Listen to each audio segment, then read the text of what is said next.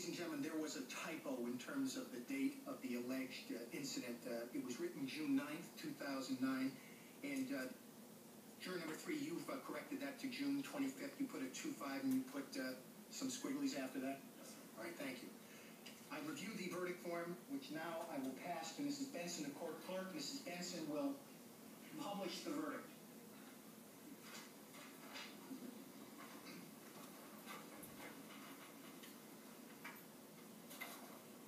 Superior Court of California, Los Angeles County. The people of the state of California plaintiff versus Conrad Robert Murray, defendant. Case number SA 073164. Title of court and cause. We, the jury in the above entitled action, find the defendant, Conrad Robert Murray, guilty of the crime of involuntary manslaughter in violation of Penal Code Section 192, subsection B. Alleged victim, Michael Joseph Jackson, alleged date of June 25th, 2009, as charged in count 1 of the information. This 7th day of November 2011, four-person juror ID number 145, seat number 3. Is this your verdict? Is this your individual and personal verdict? So say you one, so say you all. All jurors indicating the affirmative. Ladies and gentlemen, I'm going to ask you whether this is your individual and personal verdict. I'm going to be asking you individually if this is correct.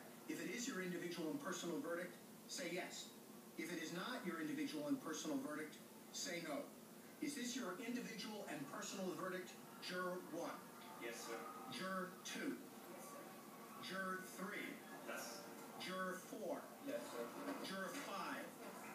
Juror 6? Juror 7? Yes. Juror 8? Yes. Juror 9? Yes. Juror 10? Juror number 11? Yes. Juror 12?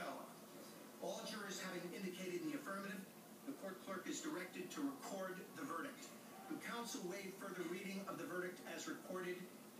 Mr. Waldron? Yes, Your Honor. Mr. Chernow? Yes. Thank you. Ladies and gentlemen of the jury, I now will read to you final instructions upon discharge of jurors. You now have completed your jury service on this case.